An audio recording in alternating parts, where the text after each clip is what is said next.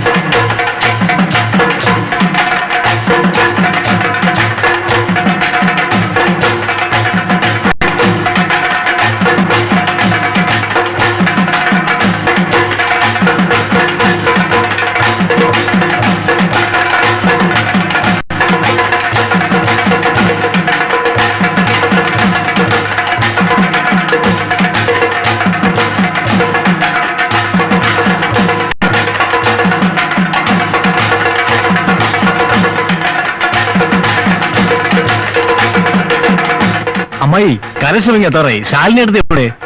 ഈ പെണ്ണ് ശാലിനി, ശാലിനി.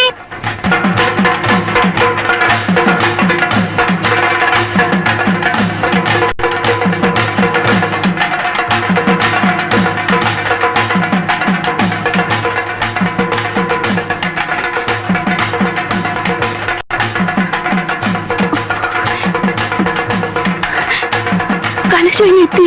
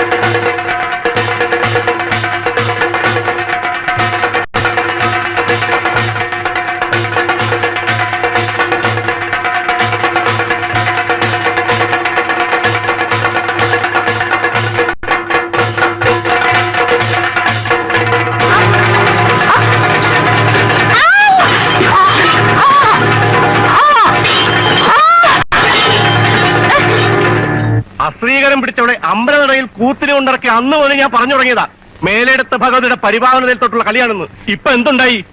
നശൂരം പിടിച്ചോണ്ട് വിരല് തൊട്ടപ്പോ തന്നെ കളി സഹിഷ്ടായില്ലേ? പിന്നെ തിരുമേനി എന്തെങ്കിലും ഒന്ന് പറയാ. പുരുഷാരം ക്ഷുഭിതമാകുമ്പോൾ സന്യാസി കൂടുതൽ നിശബ്ദനാവുകയല്ലേ ഭംഗി? എന്തിനും ഒരു പരിഹാരകർമ്മം ഉണ്ടാവില്ലേ തിരുമേനി? ആദ്യം ചെയ്യേണ്ടത് ആദ്യം ചെയ്യാം.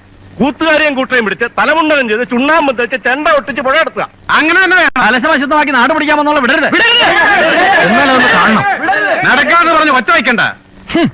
തെക്കുംപുറത്തുകാർ അമ്പലപ്പറമ്പിൽ കയറിയാലേ കാലയങ്ങൾ തല്ലുപിടിക്കും. കയ്യബദ്ധത്തിന്റെ പേരും പറഞ്ഞ് തെക്കമ്പുറത്തുകാരെ മുഴുവൻ അങ്ങ് തട്ടിക്കളയാമെന്നാണ് വടക്കമ്പുറത്തുകാരുടെ വിചാരമെങ്കിലേ ആ വിചാരം അങ്ങ് മറ്റിന്റെ വെളി വെച്ചിരുന്നാ മതി.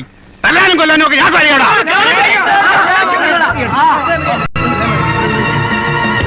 ഗീതയിൽ പറയുന്നുണ്ട്, ക്രോധാത് ഭവതി സമ്മോഹ. ക്രോധം നിമിത്തം കാര്യാകാര്യ വിവേകമില്ലായ്മ എന്ന സമ്മോഹം സംഭവിക്കുന്നു. ഇവിടെയും അത് തന്നെ സംഭവിച്ചിരിക്കുന്നു.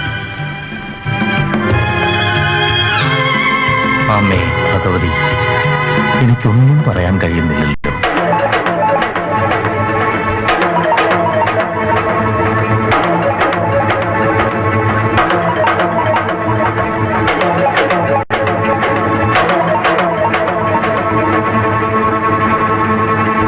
അമ്മേ, പാതിരക്കെല്ലാം കെട്ടിപ്പറക്കി ഓടാനും മാത്രം നമ്മൾ എന്ത് തെറ്റാ ചെയ്തേ?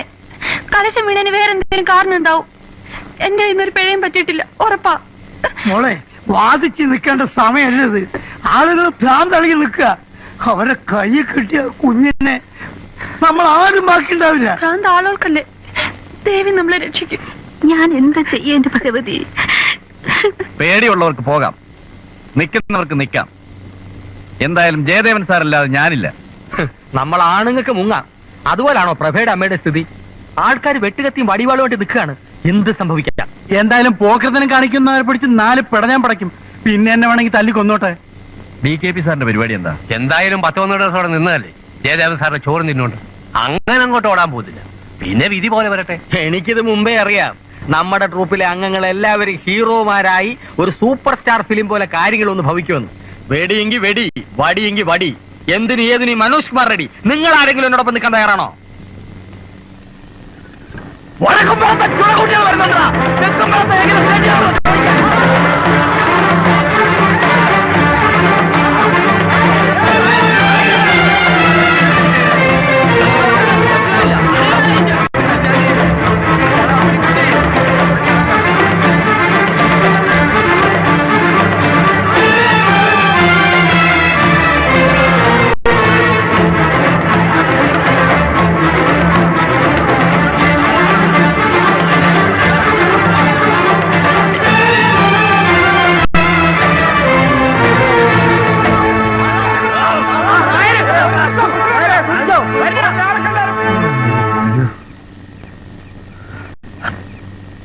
എന്റെ ഭഗവതി, കട മുഴുവനും അവന്മാര് കാലിയാക്കിയല്ലോ.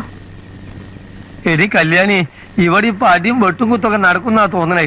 പക്ഷെ പകലായിരുന്നു വല്ല മരക്കൊമ്പിലും കയറിയിരുന്ന് കാണാമായിരുന്നു. തല പോകണ്ടെങ്കിൽ വല്ല കാളവണ്ടിയും പിടിച്ചോണ്ട് വന്ന് സാധനങ്ങളൊക്കെ കെട്ടിപ്പിറക്കി വല്ല വിധനെ അക്കരെ കടക്കാൻ നോക്കണ്ട മനുഷ്യനെ. ഇന്നെ പോലീസ് വരുമോ? ഇങ്ങനെ കൊണ്ട് ഞാൻ തോറ്റു. പണ്ട് ഇതുപോലൊരു ഉത്സവത്തിന് ഇവന്മാര് തമ്മിൽ തല്ലിയതും നമ്മൾ രണ്ടുപേരും പേടിച്ച് ചാമ്പക്കൂനെ കയറി കിടന്നതൊക്കെ അങ്ങ് മറന്നോ? ഇതിപ്പോ അന്നത്തെക്കാളും ഭയങ്കരമായിരിക്കുന്ന തോന്നുന്നു. എന്നാ പിന്നെ പോലീസ് വന്നത് തന്നെ. അയ്യ, പോലീസ്. അയ്യോ, പെണ്ണെന്തിയേ? അപ്പോ എന്നെ തനിച്ചാക്കിട്ട് ചേട്ടനങ്ങ് പോവാണോ? പഴയ ആ മനോബലൊക്കെ KK ചിറ്റ്സിന് ഇപ്പൊ ഇല്ലാണ്ടായിരിക്കണം. അതുകൊണ്ട് കുട്ടിയുടെ രക്ഷ നോക്കിയുള്ളൂ. ഞാൻ ഈ നാട്ടിൽ തന്നെ പോവാ. അപ്പൊ ചെട്ടിപ്പണമൊക്കെ? ചിട്ടിപ്പണൊക്കെ പോട്ടെ, മനുഷ്യന്റെ ജീവനല്ലേ വലുത്.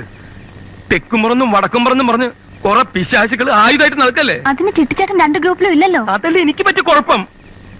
എന്റെ ഈ ജന്മം നായ നക്കി.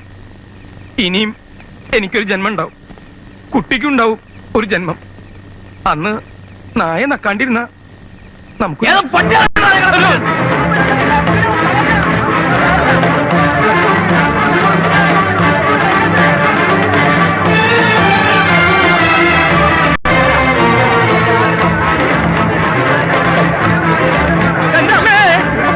കുട്ടി ഏത് ദിക്കിരിക്കാൻ ഓടണം വെച്ചാൽ അത് പറ. എന്നിട്ട് വേണം എനിക്ക് അതിനെതിരെ ഓടാൻ.